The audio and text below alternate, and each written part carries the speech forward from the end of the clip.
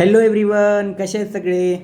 So welcome to our first video of physics. आणि हे class टेन्थच्या state बोर्डसाठी हा video आहे. जे पण विद्यार्थी 10वीमध्ये आहेत सध्या आणि जे पण यावर्षी बोर्ड एक्झाम देणार आहेत त्यांच्यासाठी हा व्हिडिओ खूप महत्त्वाचा असणार आहे. आणि आपण या धड्यामध्ये फिजिक्सचा एक कॉन्सेप्ट, फिजिक्सचा पहिला धडा, ठीक आहे, या व्हिडिओमध्ये आपण फिजिक्सचा पहिला धडा ग्रॅव्हिटेशन याबद्दल शिकणार आहोत. तर सगळ्यांना ग्रॅव्हिटेशनबद्दल माहिती असेल किंवा सगळ्यांना एवढं तरी माहिती असेल की पहिला चॅप्टर जे आहे आपला 10वी स्टेट बोर्डचा काय आहे, ग्रॅव्हिटेशन म्हणून आहे. सो सगळ्यांनी ग्रॅव्हिटेशन हा धडा जर तुम्हाला माहिती असेल तर सगळ्यांनी आपल्यासोबत एक नोटबुक किंवा काहीतरी पेज घ्या आणि पेन घेऊन सोबत बसा आणि मगच हा व्हिडिओ बघायला सुरुवात करा. ठीक आहे. सो हा व्हिडिओ तुम्हाला लास्टपर्यंत बघायचा आहे. एंडपर्यंत तुम्ही जर व्हिडिओ बघितला तर तुमच्या ग्रॅव्हिटेशनबद्दल जे पण काही गोष्टी असतील, जे पण काही तुमच्या प्रॉब्लेम्स असतील, जे तुम्हाला कॉन्सेप्ट क्लिअर नसेल, ते सगळ्या काही याच्यामध्ये तुमचे क्लिअर होणार आहेत. सो तुम्हाला हे व्हिडिओ लास्टपर्यंत बघायचा आहे. सो लगेच स्टार्ट करू आपण without ado. Let's start about gravitation. हा जे फोटो याच्यामध्ये दिसते ना तुम्हाला, हे माणूस तुम्हाला माहिती असेल, तुमच्या बुकमध्ये पण तुम्ही पाहिला असेल. ठीक आहे. जर माहिती नाही आहे तर हे आहे सर आयझॅक न्यूटन. हे आहेत सर आयझॅक न्यूटन. ठीक आहे. आणि हे खूप इम्पॉर्टंट रोल प्ले करतात या धड्यामध्ये.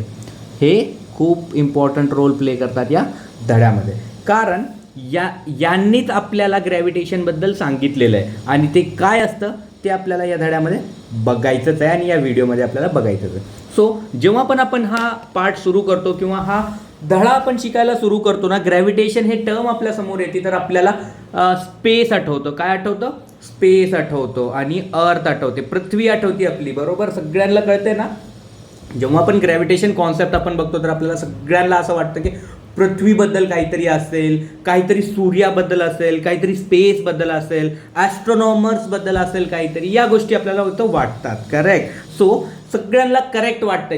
जेवढं काही तुम्हाला वाटतं ना, सगळ्यांना करेक्ट वाटतं. आणि हेच आहे ग्रॅव्हिटेशन, म्हणजे हेच आहे की आपण जे पृथ्वीवर राहत आहोत ना, ते कशामुळे राहत आहोत, कशामुळे आपण उभा राहू शकतो, कशामुळे आपण पळू शकतो, कशामुळे आपण गाडी पळवू शकतो आपली किंवा आपल्या भैयाची, किंवा भैया गाडी पळवतो. अशा सगळ्या काही गोष्टी जे आहेत त्याच्यामध्ये काय लागणार आहे, ग्रॅव्हिटेशनचा कॉन्सेप्ट यूज होणार आहे. तो चला लेट्स स्टार्ट. ग्रॅव्हिटेशनचा कॉन्सेप्ट कुठं असतो हे तर कळालं आपल्याला, बट आपल्याला हे स्टोरी सगळ्यांना माहिती आहे. आता हे स्टोरीबद्दल मी परत एकदा सांगेन तुम्हाला, परत एकदा एक्सप्लेन करेन, बट हे सगळ्यांना स्टोरी माहिती असेल. जसंच तुम्ही फोटो बघितलात ना, तुमच्या सगळ्यांच्या डोक्यात एकच स्टोरी येते की सगळ्यांनी आपल्याला काय शिकवलेलं आहे की एक माणूस होता जो कशाच्या झाडाखाली बसला होता, सफरचंदाच्या झाडाखाली बसला होता, ॲपलच्या झाडाखाली. आणि त्याच्या डोक्यावर एक ॲपल पडतो आणि त्याला कळतं की भाई ॲपल माझ्या डोक्यावर पडलाय म्हणजे काहीतरी ग्रॅव्हिटी आहे. अरे भाई, एवढं इझी होतं का? एवढं सोपं होतं का त्याला हे कळणं? नाही ना.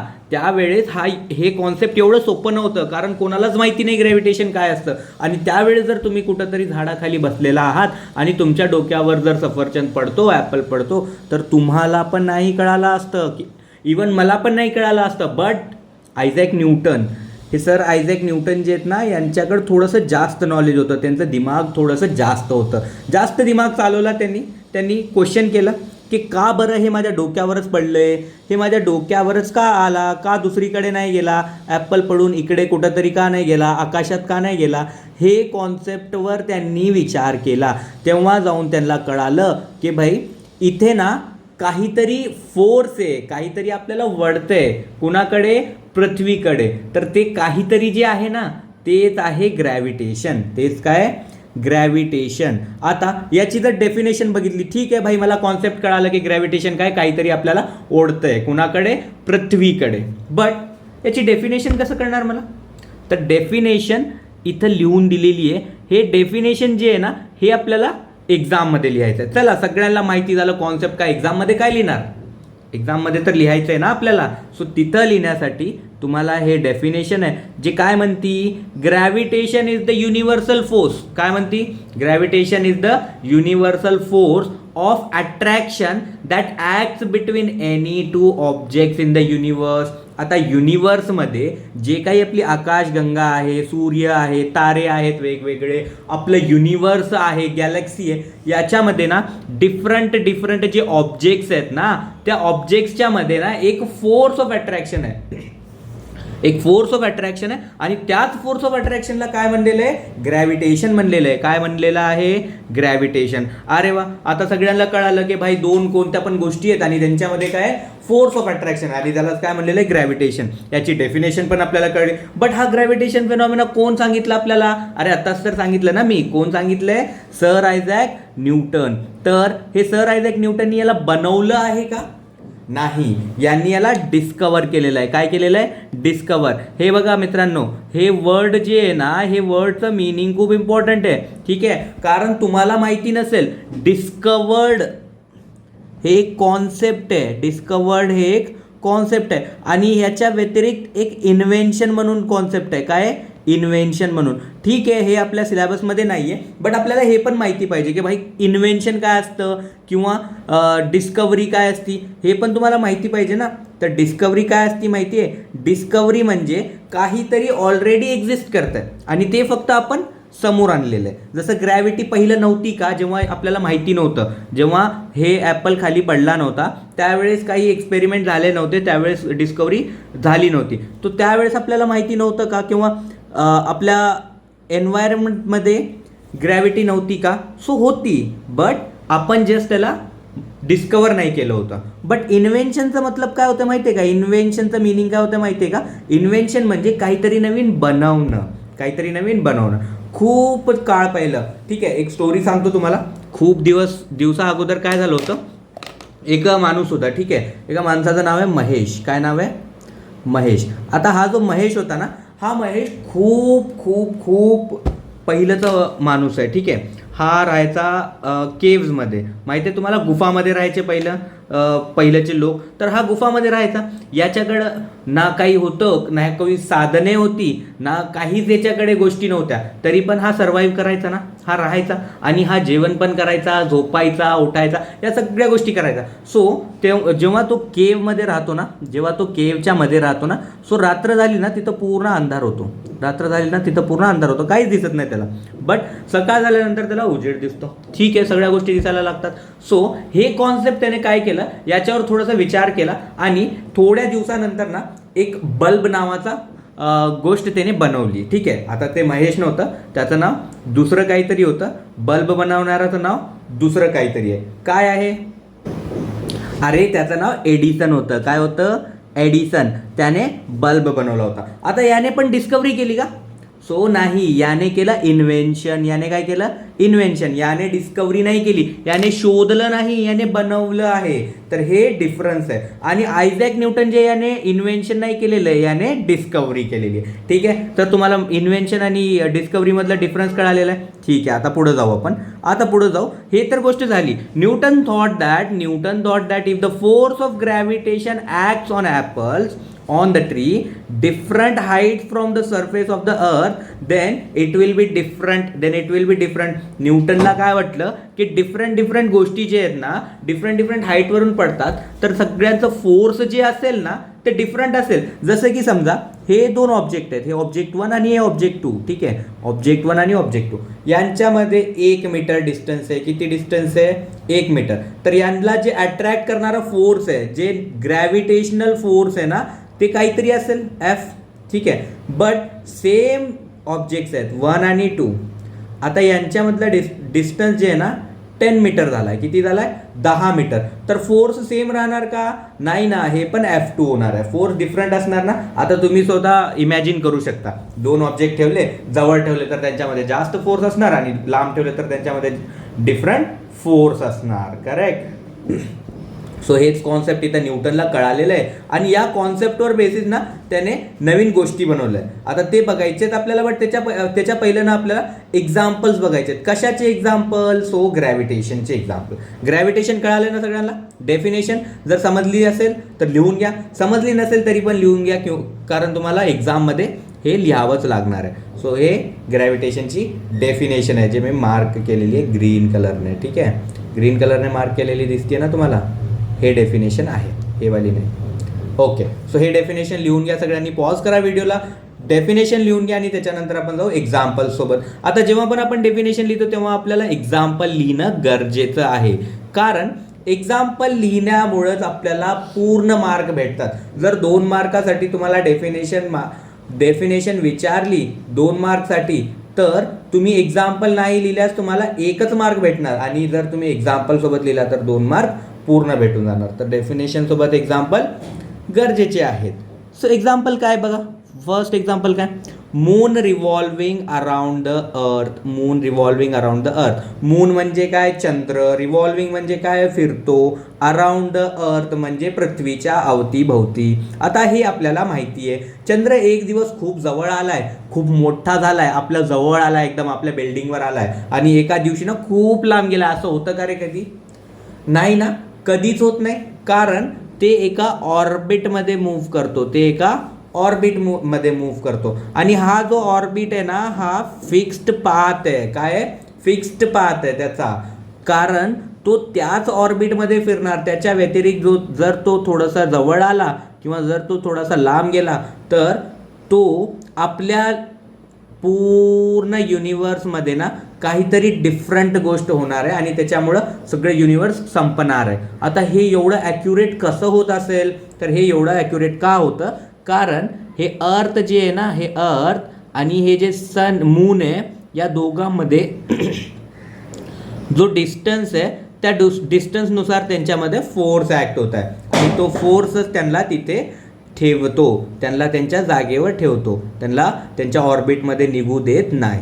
ठीक आहे, सेम चीज आहे. आता सेकंड ऑब्जेक्ट आहे, सेकंड आपलं एक्झाम्पल आहे ऑब्जेक्ट ऑन अर्थ सरफेस. अर्थच्या सरफेसवर ऑब्जेक्ट. आपल्याला माहिती आहे बिल्डिंग्स आहेत, झाडं आहेत, झुडपं आहेत, सगळ्या गोष्टी कुठे आहेत? अर्थच्या सरफेसवर आहेत, पृथ्वीच्या पृष्ठभागावर आहेत. आणि या पृष्ठभागावर ज्या गोष्टी आहेत त्याच गोष्टी का इथं थांबलेल्या आहेत? ते का निघून जात नाहीत अर्थवरून, का उडून जात नाहीयेत? कारण त्यांना काहीतरी फोर्स ओढत आहे स्वतःकडं. ठीक आहे, ते फोर्स आहे गुरुत्वाकर्षण, ज्याला आपण ग्रॅव्हिटेशन म्हणलेलं आहे. ठीक आहे, व्हेरी गुड. थर्ड एक्झाम्पल बघा. थर्ड एक्झाम्पल काय? थर्ड एक्झाम्पल आहे प्लॅनेट्स इन गॅलेक्सीज. गॅलेक्सीमध्ये जे प्लॅनेट्स आहेत ना सगळे, ते प्लॅनेट्स पण काय करतात? एका दुसऱ्यावर काहीतरी फोर्स लावतात. ते फोर्स जे आहे त्यांच्यामधलं ते आहे ग्रॅव्हिटेशनल फोर्स. म्हणजे 2 प्लॅनेट्स आहेत बघा, 2 प्लॅनेट्स आहेत. हे वाला एक प्लॅनेट दिसतोय आपल्याला, हे वाला एक प्लॅनेट. आता यांच्या दोघांच्या डिस्टन्समध्ये पण काही ना काही फोर्स ऑफ अट्रॅक्शन असणार आहे ना. त्या फोर्स ऑफ अट्रॅक्शनमुळेच त्यांचं जे ऑर्बिट आहे ते फिक्स्ड आहे. ते ऑर्बिट काय झालं असतं? चेंज झालं असतं जर त्यांच्यामध्ये फोर्स ऑफ अट्रॅक्शन नव्हतं. त्यांनी होल्ड करून ठेवलंय त्यांना त्यांच्या स्पेसिफिक पोझिशनवर.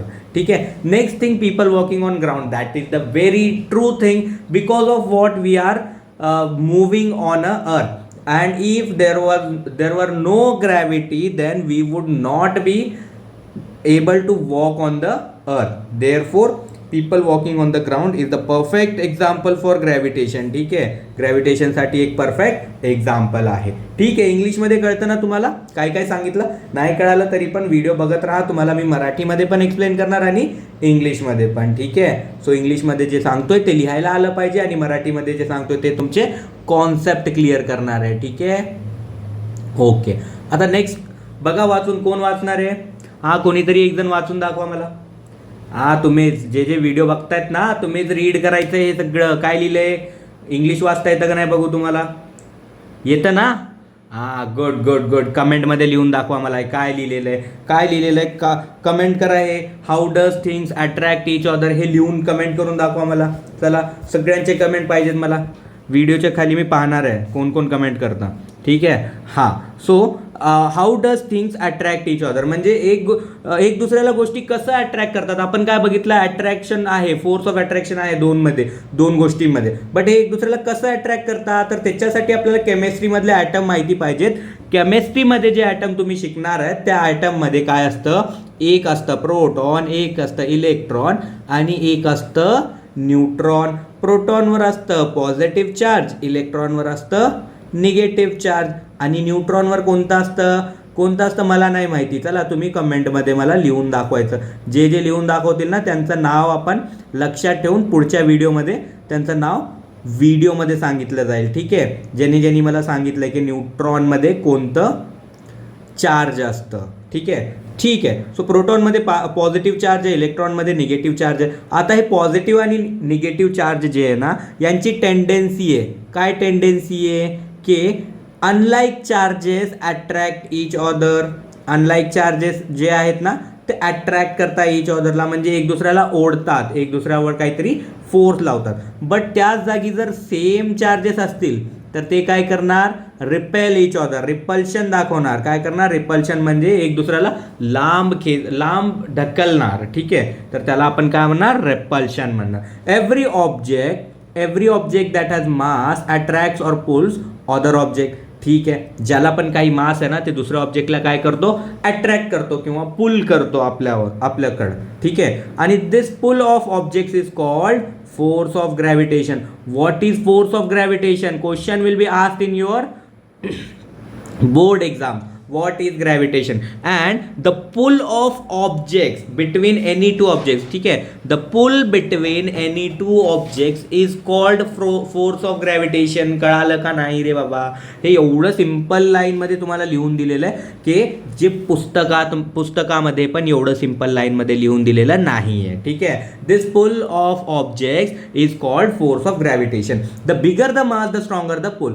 जितकं बिगर मास होईल ना तितकं स्ट्रॉंगर पुल होणार आहे. ठीक आहे, जितकं बिगर मास, आता समजा ठीक आहे तुमचा मास जे ऑब्जेक्टचा मास म्हणजे काय, त्याच्यामध्ये काय काय गोष्टी आहेत बाबा, त्यालाच आपण काय म्हणतो, मास म्हणतो. The matter which consist of different thing has some mass. आपण पण आहोत, आपल्यामध्ये पण काही मास आहे, आणि सगळ्या काही ऑब्जेक्ट जे तुम्ही पाहताय ना इकडं तिकडं आजूबाजूला त्या सगळ्या गोष्टी काय आहेत, त्या सगळ्या गोष्टी has some mass in it. ठीक आहे, तर हे मास जे आहे ना हे मास काय असतं, या मासला काय म्हणतात, या मासची डेफिनेशन काय तुम्हाला माहिती आहे का? सो मासची डेफिनेशन तुम्हाला माहिती असणं गरजेचं आहे, कारण हे मासची डेफिनेशन जे आहे ना ते विचारली जाती. ठीक आहे, ते विचारली जाती तुम्हाला एक्झाममध्ये. सो मास काय लिहून घ्यायचं आहे सगळ्यांनी, हे जे इम्पॉर्टंट गोष्टी आहेत ना हे लिहून घ्यायच्यात. It is the measure of amount of अरे तुम्हाला स्क्रीन दिसती ना, amount of matter present in it. ठीक आहे, म्हणजे काय, म्हणजे मास, म्हणजे वाघाचे पंजे. सो मास म्हणजे it is the measure of amount of matter present in it. कोणत्या पण गोष्टीमध्ये जे मास प्रेझेंट आहे ना, जे अमाऊंट ऑफ मॅटर प्रेझेंट आहे ना त्यालाच आपण काय म्हणतो, मास म्हणतो. ठीक आहे, सगळ्यांना मास कळालेला आहे. ठीक आहे, the farther they are the weaker the फुल. हे पण आपण बघितलं की जितका लांब त्यांनी असतात, जितकं दूर त्यांनी असतील ना तेवढं त्यांचं जे फोर्स आहे ते कमी असणार आहे. Very good. एवढ्या गोष्टी आपल्याला कळालेल्या आहेत. How does thing attract each other कळालं, negative force and positive force attract each other, and the force between those which attracts each other is called force of gravitation. ठीक आहे, गुड. चला आता आपल्याला एक कॉन्सेप्ट आहे, circular motion and centripetal force. किती जणांना सर्क्युलर मोशन माहिती आहे? किती जणांना माहिती आहे सर्क्युलर मोशन? जर सर्क्युलर मोशन माहिती असेल ना सो इट इज गुड, आणि जर माहिती नसेल तर मी डेफिनेशन लिहून दिलेली आहे, तुम्हाला स्क्रीनवर दिसतच असेल. ठीक आहे, हे डेफिनेशन कशाची आहे? सर्क्युलर मोशनची. हे सर्क्युलर मोशन एवढं सोपं कॉन्सेप्ट आहे ना, बट आपल्याकडे काय होतं ना, सर्क्युलर मोशन मोशनच माहिती नाही आपल्याला. आता काय करायचं, मोशनच माहिती नाही तर मोशन काय ते आपल्याला माहिती करून घ्यायचं. ठीक आहे, मोशन काय असतं ना, द चेंज इन पोझिशन. काय असतं, change in position, change in position with respect to time. म्हणजे जसं टाइम जातो ना त्यानुसार जर पोझिशन चेंज झाली ऑब्जेक्टची तर आपण त्याला काय म्हणतो, the object is in motion. आपण एका जागेवरून दुसऱ्या जागी जातोय हे आपल्याला कसं कळतो, जर मी 10 वाजता पॉईंट एला आहे, 10 वाजता पॉईंट एला आहे आणि बी पॉईंटला मी 10 वाजून 2 मिनिटाला आहे, 10 वाजून 2 मिनिटाला आहे. दॅट मीन्स मला 2 मिनिट लागले इथं जायला, राईट. म्हणजेच मी काय केलं, माझ्या पोझिशनमध्ये चेंज केलं. बट जेव्हा मी पोझिशनमध्ये चेंज केलं ना त्यावेळेस काय झालं, टाईम पण चेंज झालेलं आहे. असं तर नाही ना आपण एका जागेवरून दुसऱ्या जागी जातो आणि टाईमच चेंज होत नाही, नाही ना, काहीतरी टाईम लागतं. So that time with respect to change in motion is change in position is called motion. आणि हेच जे चेंज इन पोझिशन जे आहे ना हे जर सर्कल डायरेक्शन मध्ये असेल, कोणत्या डायरेक्शन मध्ये, सर्क्युलर डायरेक्शन मध्ये, तर त्यालाच आपण काय म्हणतो, सर्क्युलर मोशन म्हणतो. Very good. आता हे सेंट्रिपिटल फोर्स काय, whenever we are in a circular motion or whenever an object moving along a circle, the force directed toward the center of the circle is called centripetal force. जेव्हा आपण एखाद्या circular direction मध्ये move करत असतो ना, त्या direction मध्ये move करताना जेव्हा आपल्यावर काहीतरी फोर्स ऍक्ट होतो, आपल्यावर काहीतरी फोर्स ऍक्ट होतो, काय होतो, फोर्स ऍक्ट होतो टुवर्ड्स द सेंटर. सेंटरच्या दिशेने जर फोर्स ऍक्ट होत असेल त्या फोर्सला आपण काय म्हणलंय माहितीये, त्या फोर्सला आपण म्हणलाय सेंट्रिपिटल फोर्स. काय म्हणलं, त्या फोर्सला आपण सेंट्रिपिटल फोर्स म्हणलं. एक्झाम्पल काय, एक्झाम्पल बघा, एक्झाम्पल लिहिणं गरजेचं आहे बाबा, मार्क भेटत नाहीत आपल्याला. सो एक्झाम्पल काय आहे, हां, moon gets attracted towards earth because of some force. काय होतं, मून जे आहे ना ते अट्रॅक्ट होतं अर्थकडे बिकॉज ऑफ सम फोर्स.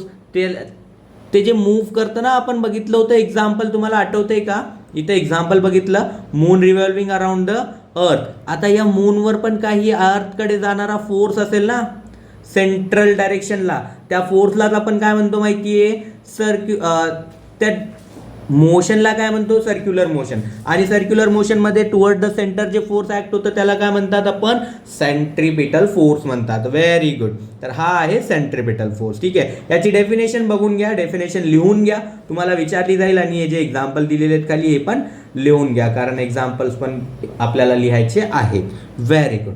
तर सर्क्युलर मोशन झालं, सेंट्रिपिटल फोर्स झालं. आता कोण आलं, आता आले केपलर दादा. ठीक आहे, केपलर दादा आले आणि त्यांनी काय म्हणले आपल्याला की भाई तुम्हाला 3 लॉज पाठ करायचे, तर मी जे सांगतो ते पाठ करून घ्या, हे माझे लॉज आहेत. ठीक आहे, सो ठीक आहे सर, तुम्ही जे सांगितलं ते मी आठवणीनं पाठ करतो आणि मी हे एक्झाममध्ये पण लिहितो.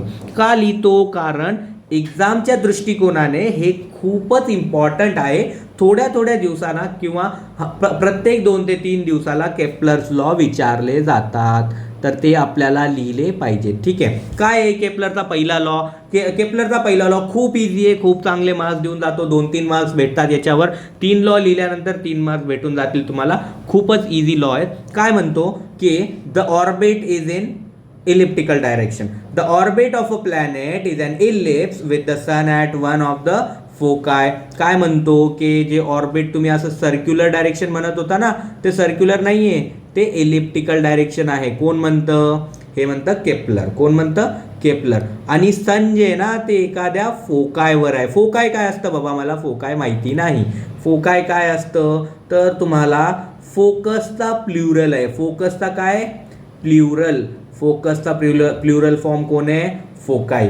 एक पेक्षा जास्त फोकस असले तर आपण काय म्हणणार, त्याला फोकाय म्हणणार. आणि फोकस काय असतं, focus is the central point. काय म्हणतात त्याला, central point. Central point. So हा जे सेमी सर्कल आहे ना, हा जे सेमी सर्कल आहे त्याचा हा सेंटर पॉइंट, आणि इकडचा जे सेमी सर्कल आहे त्याचा हा सेंटर पॉईंट. तर असं करून आपल्याकडे किती फोकस झाले, 2 फोकस झाले, त्याला आपण फोकाय म्हणतात. ठीक आहे. सो काय म्हणलं, सन जे आहे, सन कोण आहे बाबा, सन आपलं सूर्य आहे, सूर्य देवता.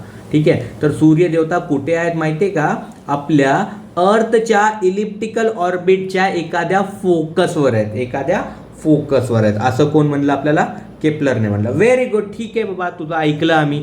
ठीक आहे. दुसरं लॉ काय म्हणतो तू, दुसरं लॉ काय म्हणतो, the line joining the planet and the sun sweeps equal area in equal interval of time. अरे बापरे, आता काय म्हणलंय, स्वीप बीप काय नवीनच गोष्टी सांगितल्या. सो इथं काय सांगितलं त्यांनी, की हा जे प्लॅनेट आहे, हे प्लॅनेट काहीतरी टाइममध्ये काहीतरी डिस्टन्स कव्हर करतं ना, येलो कलरमध्ये दिसत नाहीये, सो ब्लू कलर. ठीक आहे. सो हा जो प्लॅनेट आहे ते एका जागेवरून ए पासून बी पर्यंत जाण्यासाठी काहीतरी टाइम घेतो. तर एक लाईन जर मी बनवली, कुठून, सूर्याच्या सेंटर पासून या प्लॅनेटच्या सेंटर पर्यंत, आणि ह्या लाईनला जर मी ऑब्झर्व केलं, तर बी पोझिशनला ही लाईन हे काहीतरी अशा प्रमाणे बनती, आणि त्याच्यामध्ये जे एरिया त्यांनी ट्रॅव्हल केला त्या लाईनने जे एरिया स्वीप केलं म्हणजे काय केलं, ट्रॅव्हल केलं. किती एरिया ट्रॅव्हल केलं बाबा या लाईनने,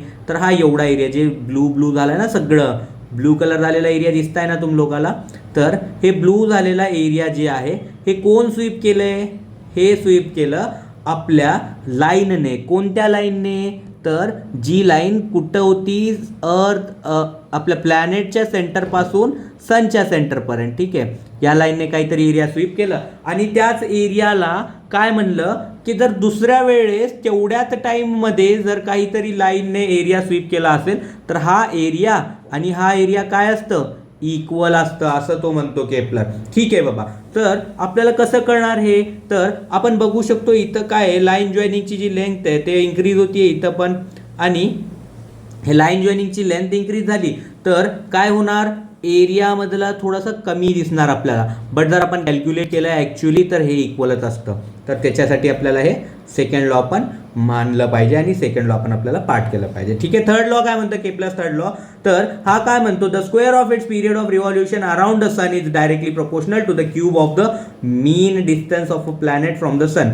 ठीक आहे बाबा, वाचून तर काढलं मी, मला कळालं नाहीये. तर काय म्हणतो, स्क्वेअर ऑफ म्हणजे स्क्वेअर आहे, कुणाचं स्क्वेअर आहे, the square of its period of revolution म्हणजे टाइम. पिरियड ऑफ रिव्हॉल्युशन म्हणजे कोण, टाइम.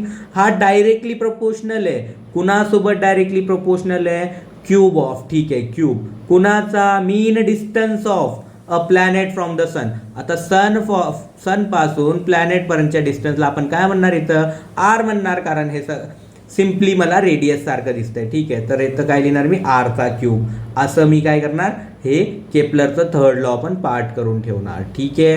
हे झाले केपलरचे 3 नियम किंवा 3 लॉ.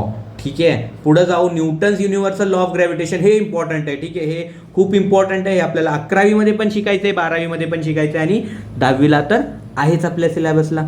ठीक आहे. Newton's universal law of gravitation काय म्हणतो, युनिव्हर्सल लॉ ऑफ ग्रॅव्हिटेशन काय म्हणतो, every object in the universe attracts every other object with a definite force.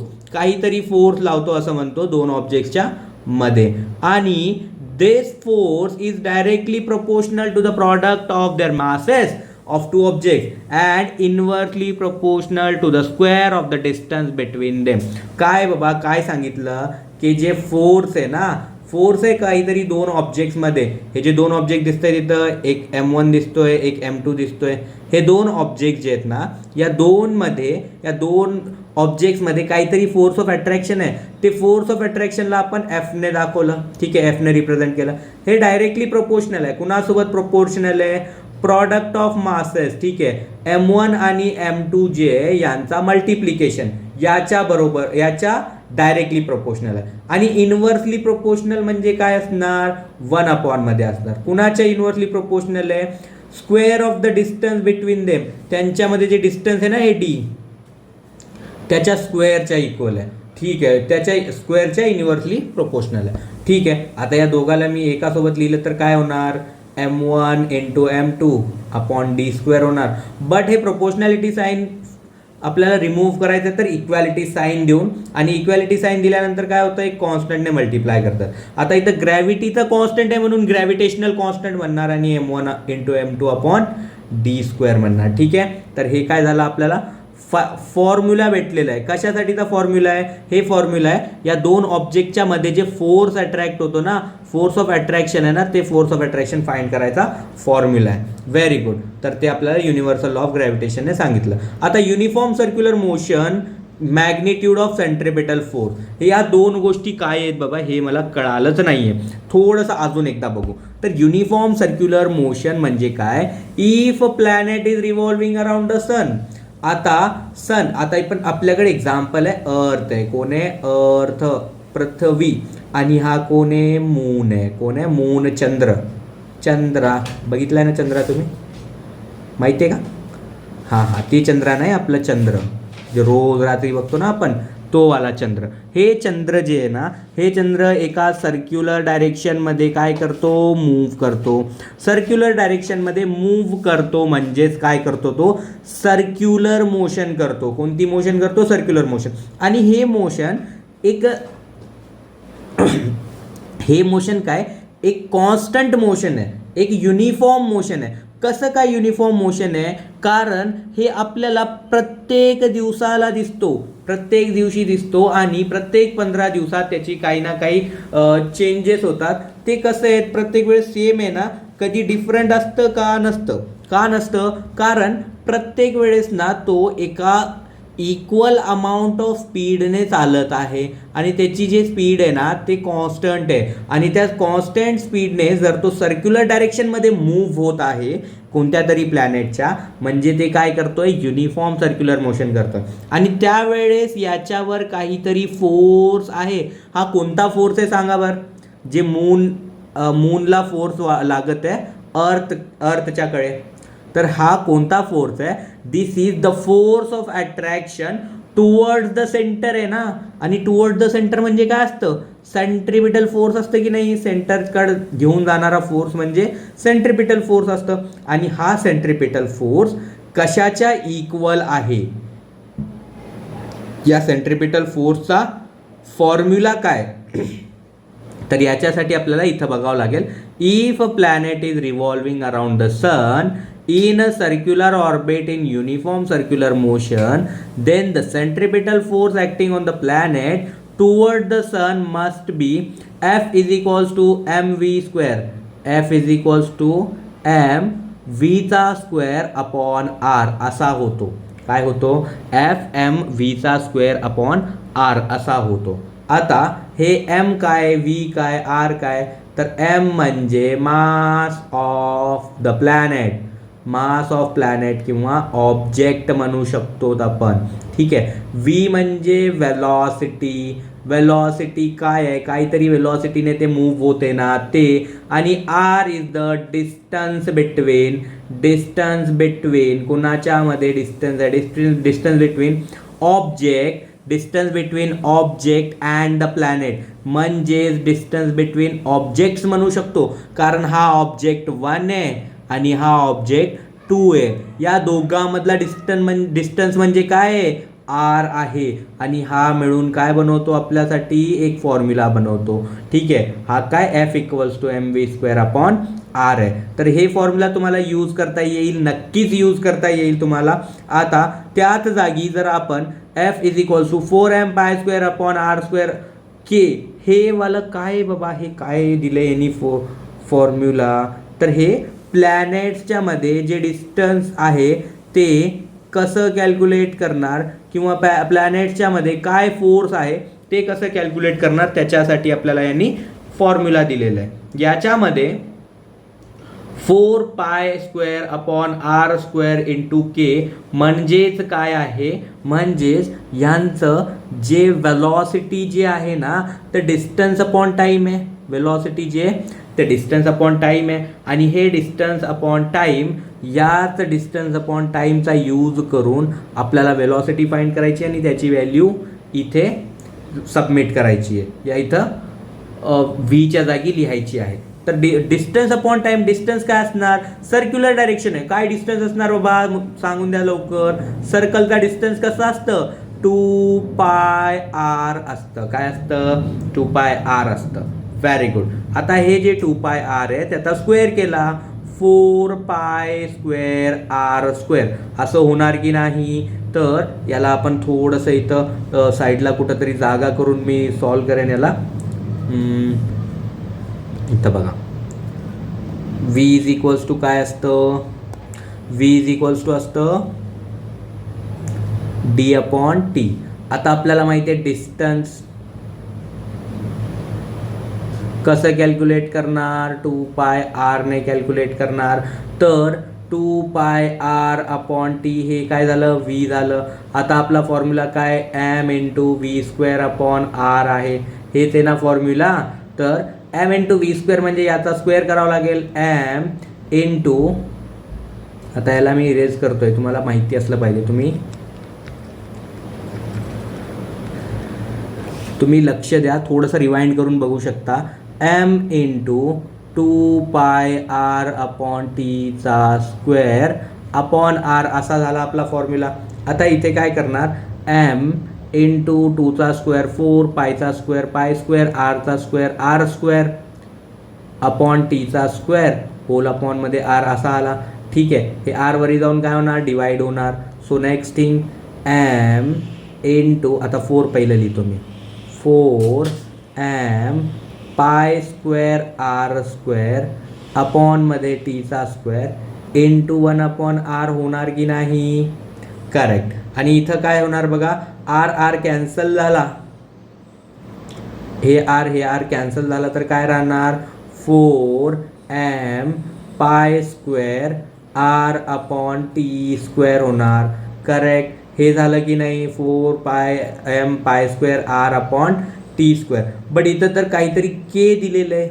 काय दिलेलं आहे, काहीतरी k. आणि t तर गायबच झालेलं आहे, t मला दिलेलंच नाही आहे. तर t कुठून येणार.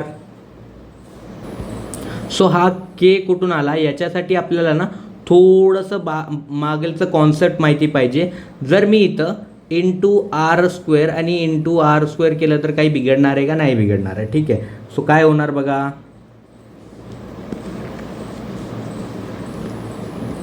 4m π² × r³ upon r² × t² असं होणार. आणि t² अपॉन r³ यालाच मी t²/r³ असं जर म्हणलं तर हे कोणाच्या इक्वल आहे, हे केच्या इक्वल आहे. हे कोण के, हे के केपलरचं कॉन्स्टंट आहे. कोण आहे, केपलरचं कॉन्स्टंट आहे. आणि इथं उलट आहे म्हणून काय होणार, 1/k होणार. तेच 1/k आपण इथं लिहिलेलं आहे. याच्या जागी आपण काय लिहिणार माहिती आहे, 4m π² अपॉन r² × k. हा काय, केपलरचा कॉन्स्टंट आहे. काय आहे, केपलरचा कॉन्स्टंट. कसा आला हा केपलरचा कॉन्स्टंट. सो एकच मिनिटात तुम्हाला दाखवतो. हे बघा, इथलं आपण केलं नव्हतं ना. सो हे t² डायरेक्टली प्रोपोर्शनल आहे, इक्वॅलिटी साईन दिलं तर k r³ होणार. r³ इकडे आला तर t² upon r³ is equals to k which is Kepler's constant. आणि हे केपलर्स कॉन्स्टंट आपण इथे पण यूज केलेलं आहे. So what is k, k is Kepler's constant. Kepler's constant म्हणू शकता आपण याला. काय म्हणू शकता, केपलर्स कॉन्स्टंट. ठीक आहे भाई, इतकं तर मला समजलं युनिफॉर्म सर्क्युलर मोशन आणि magnitude of centripetal force F ची व्हॅल्यू मला काढता आली. ठीक आहे, व्हेरी गुड. आता पुढे जाऊ. अरे भाई बस हो गया, बच्चे की जान लेगा क्या एक ही वीडियो में. नहीं भाई, मैं बच्चे की जान नहीं लूँगा. मी तो बच्चे की जान नहीं लेने वाला. इसीलिए इस वीडियो को यहीं पे ख़त्म करते हैं. इथंच आपण थांबणार आहेत. सो लेट अस स्टॉप नाव. अदरवाईज हे जे आहे तिथं हे आपल्याला खूप परेशान करणार आहेत. त्याच्यासाठी आपण इथे थांबू आणि पुढच्या व्हिडिओमध्ये आपण याच्या पुढं शिकणार आहेत. याच्या पुढं न्यूमरिकल्स आहेत आणि कसे कसे न्यूमरिकल्स आहेत, इस्केप वेलॉसिटी काय असती आणि काय काय दुसऱ्या गोष्टी आहेत, ते सगळ्या काही गोष्टी शिकणार आहेत. सो पुढच्या व्हिडिओसाठी तुम्हाला फक्त आणि फक्त थोडंसं वेट करायचं आहे. दुसरा व्हिडिओ पण येईल आणि दुसरा व्हिडिओ आल्यानंतर तुम्हाला कळेल की तुमचं ग्रॅव्हिटेशन हा चॅप्टर कशाबद्दल आहे आणि काय तुम्हाला याच्यामध्ये शिकायचं आहे. Okay, for until now we need to wait and we will be waiting for the next video. So तेव्हापर्यंत तुम्ही हे सगळ्या गोष्टी जे वरी दिलेल्या आहेत ना सगळ्या लिहून घ्या. नाही लिहिलेल्या असतील तर परत एकदा सांगतो तुमच्या नोटबुकमध्ये लिहून घ्या आणि त्याची प्रॅक्टिस करा, त्याला पाठ करा. ठीक आहे. Thank you everyone.